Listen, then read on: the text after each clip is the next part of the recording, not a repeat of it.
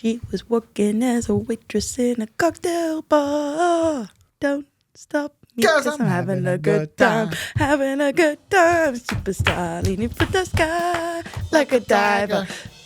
We can begin. Hello, and welcome to the world where pagers now explode simultaneously.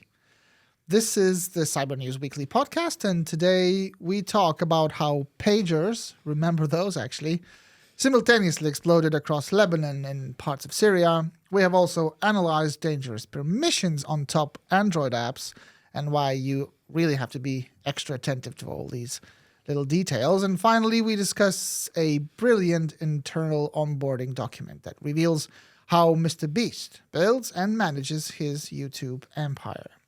I'm Ginteras Radauskas, a journalist here at Cybernews, and these are my colleagues, Niamh Ansel. Hello. And Ernestas Napris. Hi. How are you dying? How are you dying today? Dying well, thank you very much. How are you? Yeah, good, I think, yeah. Refreshed, energized, ready. How are you, Ernestas? I'm fine. I threw out my pagers, so I'm all right. Okay, I think in the 90s. You're cool. Long ago, yeah, 20 years ago. Yeah. Speaking of.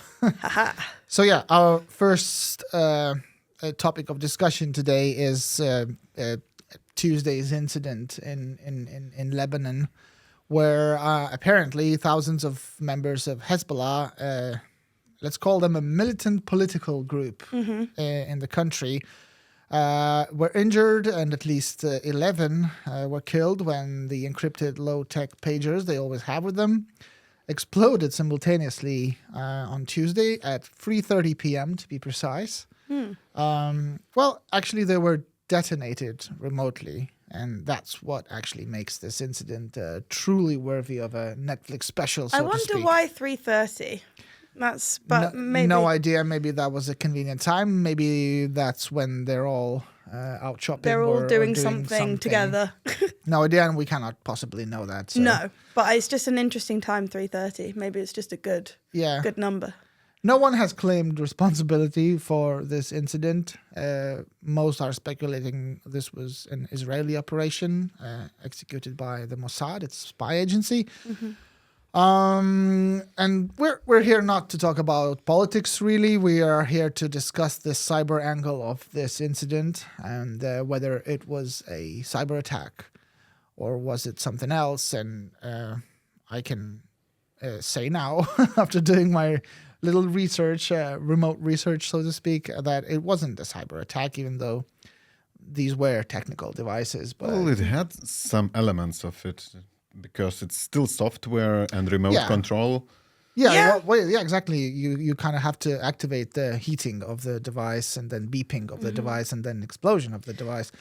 But then again, if the timer was there inserted during the whole supply chain operation, then maybe it was kind of pre-programmed and nothing was done remotely. I think it was a Tuesday. message that activated the detonator, but we can be wrong because the information is for now quite limited. Yeah. Okay. So at first there were speculations on Tuesday in the afternoon that Israel had found a way to remotely hack into these old school devices and make them explode in unison. And officials at Hezbollah itself speculated that some type of malware was also used to trigger the devices. But as far as I am aware, the attack was also old school, as were the devices. Allegedly, again, Israel is saying nothing, so no one knows if they're really responsible. Maybe Saudi Arabia is responsible. Who knows? Well, because people thought that it was the lithium batteries that were blowing up. Yeah. But instead, a lot of people said that it was due to something much larger. Because, apparently agents or operatives were able to get hold of the devices before they were actually handed to Hezbollah members. Thousands of them. These pagers were ordered in February. Not the first batch. I mean, they've been getting them for quite some time because after the October 7th attack on Israel, and when the Jewish state started retaliating against Hamas in the Gaza Strip, and because Hezbollah was also shooting rockets into Israel, they kind of started targeting Hezbollah leaders in assassinations. And if they could intercept and track cell phone signals, that was quite easy for Israel, which is a high-tech country, to track those guys and then pick them off one by one. So they switched from cell phone devices or any kind of high-tech devices to these low-tech gadgets, supposedly encrypted and untraceable.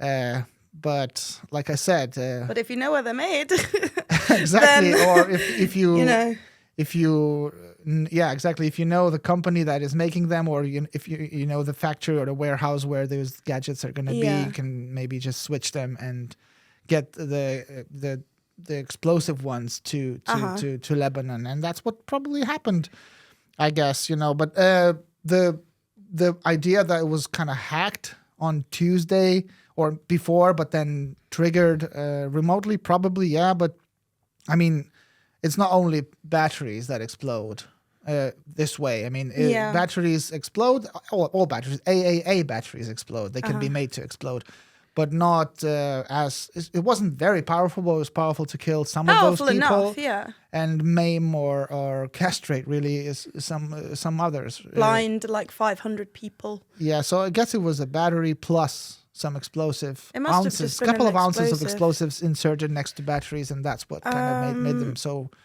It said that the BBC said that something about a former British Army munitions expert who decided not to be named told the BBC that devices could have been packed with between 10 to 20 grams of military-grade high explosives hidden inside a fake electronic component. So that's also something that's been thrown out there. Yeah, also those devices were branded as Gold Apollo from Taiwan. Yeah. But the company told Reuters that actually it was another company that was set up to produce those devices, and it was called BAC, which had a license to use the brand. So basically, it appears like someone created a company just for that purpose. Yeah. Wow. Yeah, that's actually a classic then. Because, I've read books where Mossad operations have been painted as really well thought of and pre-planned, and these companies are set up. I mean, loads of countries operate this way. I mean, they have, like Russia, for instance. They also set up fake companies in order to avoid sanctions or whatnot. Well, it makes sense to do that. Yeah, in this case, it does, really. I mean, because they have... If Israel really did it, because we don't know... right now, I think they're congratulating themselves because thousands of Hezbollah members have been kind of paralyzed, basically. And extremely embarrassing, I think, in terms of... It looks embarrassing, because you've gone out of your way to use essentially some kind of obsolete device to evade... And they still got you. Yeah, and they still managed to get you. I think it's not even the most genius part of everything, because for me, it's where the genius is that it allowed to achieve maximum precision with minimal collateral damage. Like it was so targeted. There was still collateral damage, but compared to bombings. Yeah, exactly. Yeah. Airstrikes kill more people, and that has happened in Gaza. And because Gaza is another story, it's complicated. There are tunnels, and they're really living among the civilians and using them as human shields. Again, it's just politics. I'm not entering that. I just did, but But I mean, it's a bit different than southern Lebanon, I guess. So, yeah, I agree. I agree absolutely with Ernestos. I mean, what do you? It's if I have to, let's say, if I'm a decision maker somewhere in Israel or Mossad, and I have the order to, paralyze or eliminate an adversary to Israel in Lebanon, how do I proceed? And do I choose airstrikes, which would be kind of a war crime-y, wouldn't they? And Israel has occupied Lebanon twice in the past, not now, but it has. Or do I choose as a true spy agency, let's say, a classic spy agency, to minimize collateral damage by not only compromising the supply chain of these devices and then having these explosives inserted into the gadgets and given them to Hezbollah members, but also probably having operatives inside Lebanon or even inside Hezbollah to make sure that these gadgets end up at the hands of the people that are supposed to be targeted. Yeah, I mean, and the that's latter that's a seems- sign that the operation itself was very well thought of and planned. And again, the politics of it. I mean, the double standards or whatnot. I mean, yes, But we're not going into that. one could say that if something like that happened to Israel, we are getting into that. yeah, I mean, just touching it. Yeah, but I was confused about the beeping. Like, is that just like an automatic function of it? Like, I understand it heating up because, it's got to explode, so it's going to generate. Well, fair bit of probably heat. it But- beeps when it receives the message. And if you are the owner, you want to check that message, probably then you grab your device And it and then blows it off your explodes in your hands, face. Yeah, because I was thinking maybe it's like gives you a little bit of time. It's like, oh, okay. Or like my theory was that maybe they wanted to inflict more damage because if you've got a thing that you think is going to explode, it's really, really hot and it's beeping, maybe you throw it somewhere. I don't know. That's just what my thoughts were. In all of the videos that we have seen from Lebanon from Tuesday, I don't see anyone throwing it away. I mean, people are just too confused in those little 5 to 10 seconds that they don't realize that something might be triggering an attack on you on that device. I didn't hear that beeping. Is that somewhat different than the one when message arrives? I don't think so. So, but I guess maybe that's when the message arrives. yeah, when the message arrives, it probably beeps. it was just used to attract the attention of the owner. Interesting. I Okay.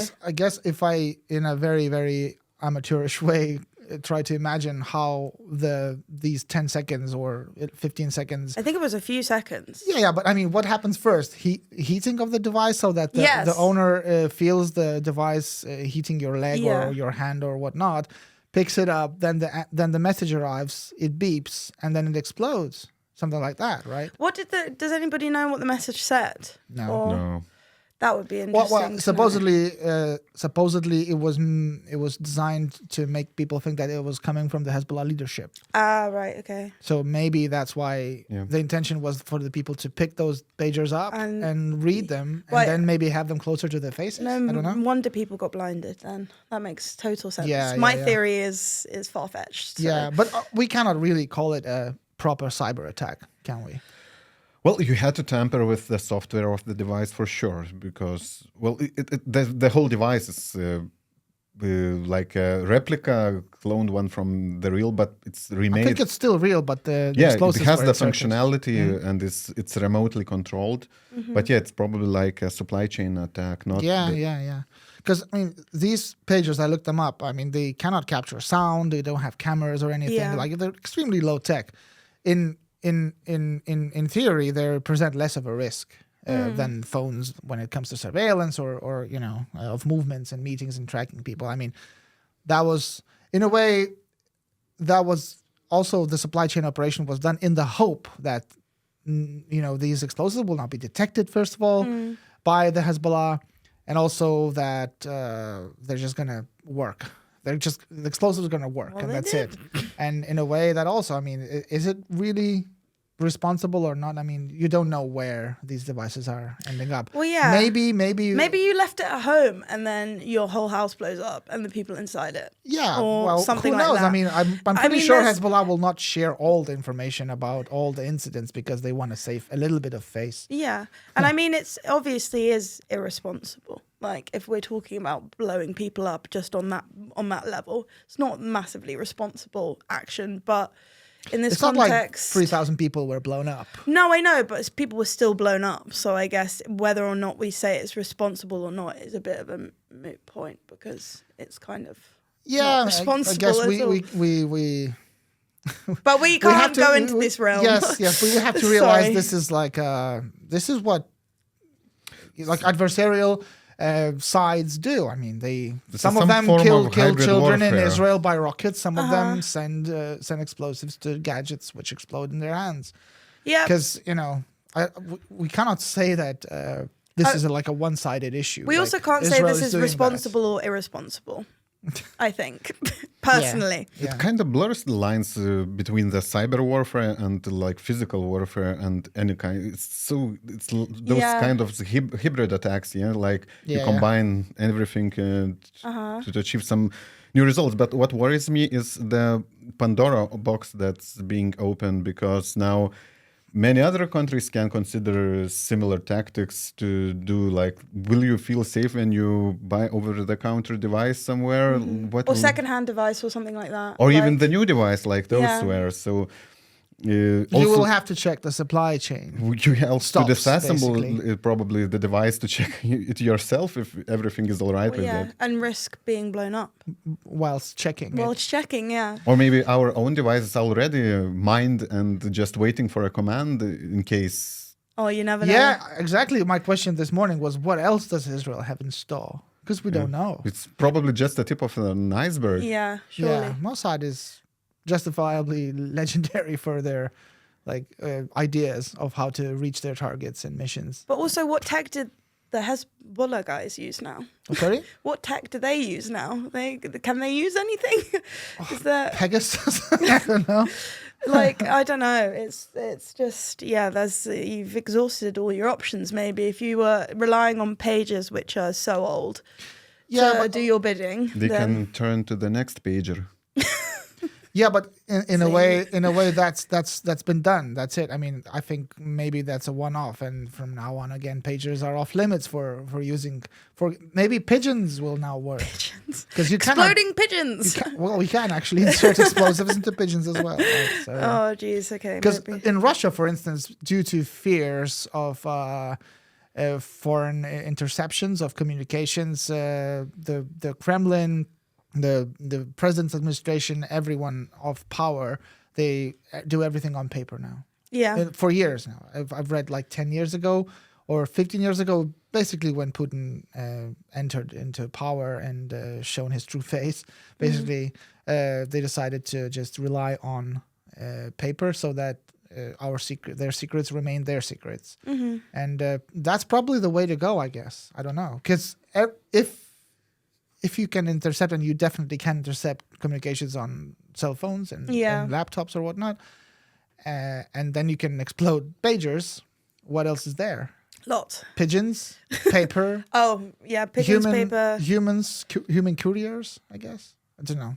walkie-talkies, but you could probably explode those as well. Explode those as well, unless you make them. I mean, Yourself? there's ways to With protect. 2 cups you and can. string. You have to own the factory. You have to watch very carefully how they're being done. You have to you've double gotta check do it against agents internally. inside your official, personnel. I guess I don't know.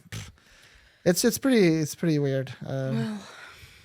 Hezbollah is not only some say online that it's not just an organization that is resisting or targeting Israel from southern Lebanon. Interpol, by the way, have linked Hezbollah to significant worldwide money laundering operations, as well as a key vector for people, drugs, and guns smuggled into Europe. So I guess, in a way, it could be called a win for all. Yes. Well, some will say, some will not. But Yeah. yeah. Anything else about the topic? No. Okay. Moving on then. App permissions. In one of our bigger stories over the past week, Ernestus has asked, together with our researchers, how many dangerous permissions are too many. The answer is that there seems to be no limits for popular Android apps, and I give the mic, so to speak, to Ernestus to tell us more. Please do. Well, probably the previous story illustrates how many permissions are too many. A device with a single function with no permissions can be quite devastating. dangerous. Yeah. So apps probably don't have physical capabilities to harm you, but they can harm you in other ways. What our researchers have discovered is that a single popular app on average has 11 dangerous permissions, such as accessing camera, microphone, your location, and many others. So basically, if you have those 50 apps installed, any data point that can you generate mostly can be collected by those apps and shared with third parties or used inside the company. And that is concerning because, well, you probably should care about your data and what is being done with it. For example, you maybe want Facebook to know more about you or any other app, any developer, because then they can tailor their services around you, offer better product. But well, it's convenient, I guess. yeah, that's very convenient. You search for something on YouTube, you get better recommendations on Netflix or anywhere else. But what happens that many platforms has advertisers, and advertisers also want your data. And usually they want your location or want access to your probably some other personal data so they can present you better ads, as they would tell. Usually those networks are exploited by spyware operators, and that also there are many stories about Israeli companies participating in that, like installing Pegasus or any Intellex. There is a company called Intellexa, which has their own spyware. Are there good examples among the apps that our team has analyzed? I mean, maybe not collecting as many data. There are some tendencies that games usually require fewer permissions, but you can't say that they are somewhat safer because maybe the developers behind games are less responsible for that because the big guys like big tech, Facebook, Google, they are kind of obliged to be more responsible, but a known developer with probably one-time hit, maybe he just want to profit as much as he can and just go its way. So yeah, like I see a few, many from the graph, which will show. There are many, popular faces there, but there's also weird, like yeah, that's what is that? Yeah, you haven't heard that app, but it's quite. It's I think the largest telecom in India. So okay. Most of Indians have this app and use it for a lot of stuff, like not only accessing internet but like payments. I believe. I'm not sure. I'm not a user myself. Okay, yeah, and WhatsApp as well, Lee. Most social media. So good. Yeah, most communication. But YouTube is pretty good. No. Well, dependent on yeah, but then imagine if you they're have... part of Google. Yeah, it's part of Google, and you have all the suite of Google apps in your phone, and the phone itself is made by Google, the operating system. So Google probably should be excluded because they probably can collect the most information from your device. And so they do this mainly for advertising purposes, or there's more nefarious reasons for them to No. data? There are many reasons. They can collect information for analytics, for for bug tracking, for maybe advertising too. Yeah, it's mostly the revenue source for many companies is adverts. So, and this is dangerous because people could exploit this data, or why should I care? Yeah, exactly. Why should I care? I wanted to ask you that myself. Do you care that you are being tracked like 24/7? To be honest, no. I know that. Why? I know that is so, because I don't know. Maybe I'm naive about it, but I don't think I'm of interest. But then again, I understand that it's not just me, and it's me as a part of a bigger ecosystem or a bigger group of people whose data could be used in a particular way. Like, I don't really care that people are targeting ads. Yeah, it's a bit creepy, and sometimes it does give me that unsettling feeling. But basically, you have to be really like an open book not to care. Yeah. Because if you don't, in your own opinion, don't do anything sensitive or private at all, you don't care about some threat actors or whoever infiltrating or compromising or holding your information hostage. But basically, what sensitive things would I be doing? Well, I don't know. You have a lover, for instance. Yeah. For And example, someone you're can not blackmail sleeping at you the then. home, and Yeah. someone has your location, and it can be accessed by some third party or even an individual. Yeah. And then there they are- demand you to pay in order to Yeah. not disclose that information to your partner. Okay. And there is a separate industry of data brokers who try to collect as much information as they can and sell it to anyone who's paying. Yeah. Okay. Oh, yeah. Okay. And someone out there might have an idea to analyze the data and see who is worthy of blackmail, for instance, or extortion. And obviously, that's not even a difficult scenario to imagine. I'm pretty sure thousands of cases of such are happening around the world, anyways. So yeah. I found personally, I found it also quite creepy. The fact that out of the 50 apps that were analyzed, 22 want Bluetooth Connect access. I mean, it's not anything unusual, but it's still creepy because the app then can pair with the devices, not only the ones that the app is in, but also the ones around them and exchange data. That means, again, if you're like, say, a Mossad operative walking next to you and you have that app that kind of clandestinely was installed in your device, and they just kind of exfiltrate all the data from your phone. Back to Hezbollah, there is a reason why they didn't use the phones. Yeah, exactly. Yeah. And that's that same reason, because they could be pinned down and at any moment where they are. So you also a phone user can be found.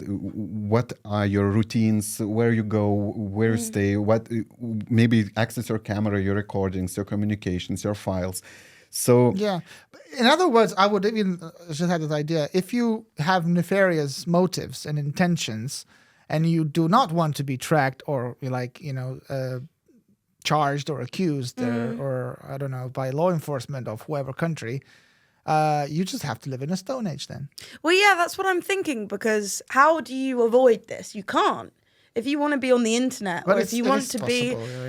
You just have to don't- work a lot, but you actually, have to turn you it probably can't totally avoid this, Totally, because yeah. even you turned off all the permissions. You can't use the apps then. Half You of them, still no? can use the apps, but they still have plenty of permissions of running in the background, accessing the internet, doing stuff they usually do. So And can I ask a question? When it says 22 apps asked to read your phone state, what do you mean? the state, it describes your phone number, the cell towers it's connected to. It's that stuff like. Boy. Also, it could be used for tracking location and. That's the one thing that unsettles me, is tracking the location. Also, I think. are you currently talking with someone on your phone? And then someone could intercept that or do something crazy. Well, is there anything like Yaniv says done maybe regulation wise about this somewhere in the world? No, I mean, is this a problem recognized elsewhere somewhere? Well, Europe surely it tries is. to limit companies' hunger for data for quite many years now. Yeah. And there is some progress. Like previously, many big tech companies were completely unchecked when collecting your data. And now they're kind of responsible to reveal what they are collecting about you. If you can download the data they have about you. You can ask them delete the data, at least in Europe, not in the US, of course. But yeah, and there is a lot of tools that you can limit the tracking. For example, you can go to Google and uncheck many boxes, and maybe they will have less data about you. But to avoid that completely, well, it's kind of impossible unless you delete all the apps. Only use the phone from probably, I'm not sure, wired phone from. Get a pager or don't. Oh, don't get a pager. Or don't. Yeah. Not from... Anyway. Not going to go there. Okay. Our third topic Yes. of today is a gold mine, really. Allegedly, again, Or we is cannot it? prove it, by MrBeast and his team. It was leaked. The internal onboarding document is what I'm talking about. It was allegedly containing the MrBeast production team's secret weapons or whatnot, and then it has leaked online, and it kind of reveals how MrBeast, real name Jimmy Donaldson, builds and manages his YouTube empire.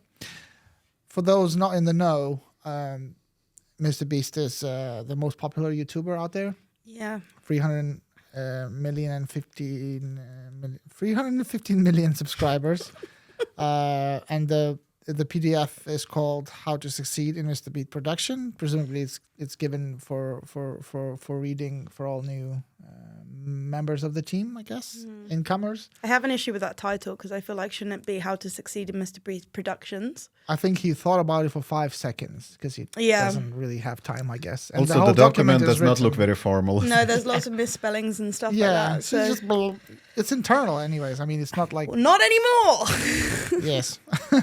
So 36 pages, again, allegedly written by Mr. Beast himself. And what I found really interesting was his explanations about what makes good content good and what it takes to succeed in his team. I realize now while I'm saying this sounds so daft, really. Doesn't it? But you want to be a part of the team. yeah, but it is what it is, right? So, Neve, did you find it interesting at all? No. Okay. It didn't. No? Shut up then. No. Ernesto. Sorry. Why wouldn't you? Because I think it's nothing new. Like, there's nothing. Really? Yeah. They created videos with hundreds of millions of views. Oh, whatever. I personally don't think How it's much money do you have? Yeah, I'm not saying I'm better than Jimmy Bloody Donaldson, but you know. Don't That's you want to nothing new. listen to people who have built successful businesses? Yeah, but they're just hacking the algorithm, aren't they? I feel like it's nothing to do with it's not hacking the algorithm. whatever. It's like they're trying to master this algorithm that is literally unmasterable, and they talk. It's not news. They talk about these three metrics. It's masterable because they have mastered it. Have they? They are the most successful production team on YouTube. Okay, but I feel like it's nothing new. That's my point. It's nothing new. It talks about, the employees must follow these three metrics: click-through rate, average, blah, blah, blah, average, blah, blah, blah. You know, these kinds of things. I feel like this isn't news. This is what people have been doing. And also, Mr. Beast's videos are arguably very repetitive. So you can see a pattern within his videos anyway. So for me, it kind of made me annoyed. But that's an internal onboarding document, kind of explaining why it has to be like this on these videos. Why the repetitiveness has to be there. Why the first minute has to be like this and the second one like that. I don't think it's a gold mine because you can observe from All right, I chose a bad word. I'm sorry. From what you should be. From what Mr. Beast, he's spoken publicly on podcasts about his processes. He's, we can see from the videos what he does and how, it's still important because I guess people aren't achieving it because otherwise everybody would be like Mr. Beast, right? But I think we run the risk of making YouTube, like I'm constantly on YouTube. I live on it basically. Yeah. And the beauty of the platform is that there are so many varied channels and so many but people are trying so desperately to emulate, to be popular, for money, for clicks, whatever. Yeah. I think the purpose of any business would be to make money. Well, no, of course, but YouTube channels aren't necessarily just a business. It's a very nuanced thing, I think. Yeah, of course. So for me, I believe that people will take this as gospel and and YouTube may become more homogenized than it needs to be. And that for me is wrong because the beauty of it is that it's so varied. Do you actually watch the MrBeast's videos? No, I'm not 12. I haven't seen a single one, by the way. I should have before doing this, but... I spent 18 hours in a coffin, sick. Sick. Aren't you interested? Sorry, but whatever, Sorry, I don't know why. But how many views did it gather? 10 million? Probably hundreds. Yeah. I get it. I just don't admire it. That's one thing. I get it. Good for you, but I don't understand. I think it's still kind of a gold mine because the people are predictable. I mean, the viewers on YouTube. And MrBeast has kind of refined a formula or recipes to... Found the average. Yeah, how to access that average mind and feed some more content. Well, they've all they have is they've got numbers in their titles, they've got money in their titles, they've got these kinds of things. Okay, but that works, and they have seen that it works over the years. I guess we can call it clickbait for sure. Yeah, sure. Of course, but that's the reality now. I mean, I'm sad about it. I don't like it, but that's the reality now of online videos, I guess, because that's what it is. ages 1 to 100 fight for $500,000, and it got 300. I thought it was 500,000 years. Yes, for 500,000 years. It's got 388 million views. Insane. Well, I was always wondering how YouTube counts the views as well. I mean, if you have a setting that is autoplay or something like that, and if you're a subscriber Maybe of the it's just got channel, doesn't it bots just that are start just- working and it counts like as a click or a view? I'm Yeah, not I sure don't know. because it is subscribed by many people. The MrBeast channel, and I do think that some of those views of each episode is gathered by the subscribers who don't necessarily watch it for a reason. Actively. Actively, yeah. But anyways, I think we should. I think as one person, a single of three of us who watched MrBeast's video, I need to give credit where credit is due. That they actually put a lot of effort into their videos and a lot of resources, and they are. And he did say that all of them. I have watched a couple, but I don't actively watch him. He says that all the money that he makes is reinvested into the platform. Basically, I don't know how real that is now. Does he live in a one-room apartment or something? Well, no, Because but that I was don't think he is living a lavish life. that was maybe a few years ago, so things might have changed. But I remember him saying this. Yeah. Now it's a flourishing business. I'm pretty sure he can be considered rich because he can hire people and fire people, pay severance, as he says. Like if you're a C-type, you're going to be fired immediately, and not to worry, you're going to be paid severance. Quite Is that what it said? Yeah. Not verbatim. No, well, close to that. According to him, there's like A-type. Yeah, B-type and C-type. It's a genius master professional. B-types, the aim is to turn them into A-types, and the C-types are just hopeless. Can I say the deserve to quote? be C-types fired. are just average employees, according to the. Yeah. That do things for a paycheck. Not for... Yeah. It says only A players That's are you. wanted who are...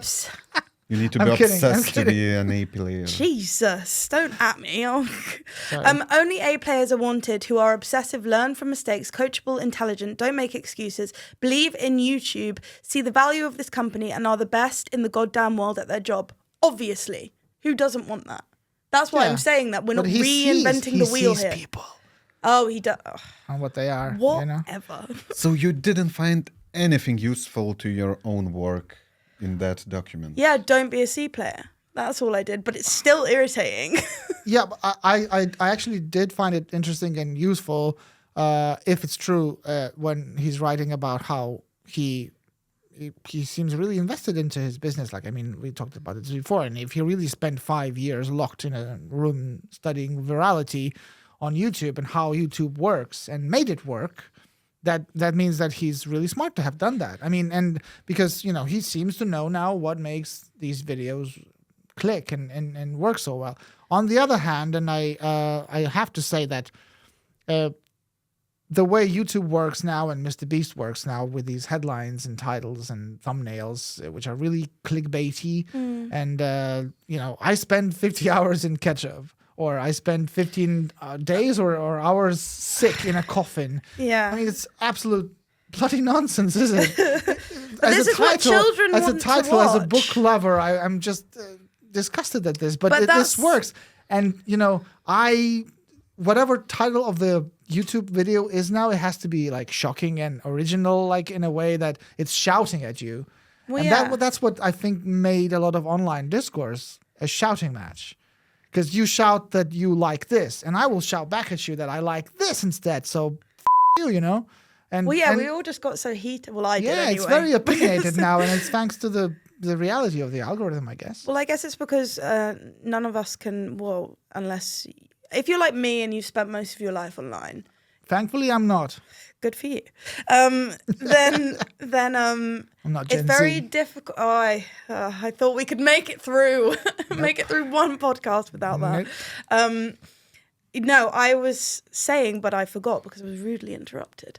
That Okay. that Please I do. spent most of my life on the internet, and it's become very hard for me, and I'm sure people in generations below me, to concentrate and to be excited about things because everything is so dull when it's not in like dynamic colors and like it's not fast, it's not quick, it's not engaging immediately. Like he said, like the first minute of the video is the most crucial because you have to retain and your he even viewers. says that the second part of the video doesn't actually matter at all. No. In other words, but it doesn't matter really. We put the worst content in the end of the video because the first minute and the first But maybe he also 6 mentioned minutes. that in no single, like not a single minute should be boring or.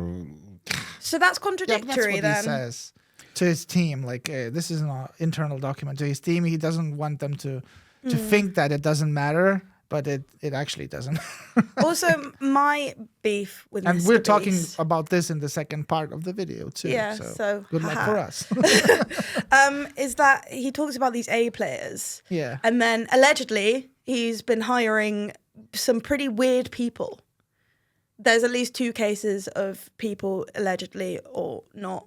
One supposedly had been convicted of abusing children and the other had been accused of such. So are those your A players or what? You just have to be. That's why it's like. Maybe they're a-hole players. Maybe. Oh, Yeah. but I Sorry, guess. you asked for it. Oh, Jesus Christ. But yeah, I think that maybe I don't like the whole grouping people. You are this. You are either this, Yeah, or of you course. are either this. Of I think it's below the belt. Again, it's probably internal, and he's how old is he, or what's his? I think it's 26 now. He's very young, let's say, and this is I guess his way of doing things, and he's really. He's 26. He's really yeah. like honest, brutally so in this document, and that's up to him, I guess. And I guess it wasn't we've all supposed made to be mistakes, leaked, so you know. we've all made mistakes. So And we'll call those two love him or mistakes. hate him in the competition for our limited attention spams. He's kind of an old dinosaur already because we have TikTok now. You have all these very short clips. With, Yeah, how long are his videos on average? It's like above 10 minutes, I think. Yeah, so some of them are like half an hour. Can you also check the income of MrBeast? I mean, it's probably going to be the whole production team's income, but still, I mean, it's pretty. Net worth? Well, okay, tell us net worth. 500 million. Oh, here we go. Well, that's not that much for a celebrity of his caliber. Yeah, I presume it's still going to grow. Yeah. Because YouTube is growing and turning into something we will not recognize soon. I mean, it's going to be like this, but better. I don't know. I mean, he's said to have the highest earning net worth of a YouTuber. So that's pretty good. Good for you. What would be in your mind, the successful YouTube video title?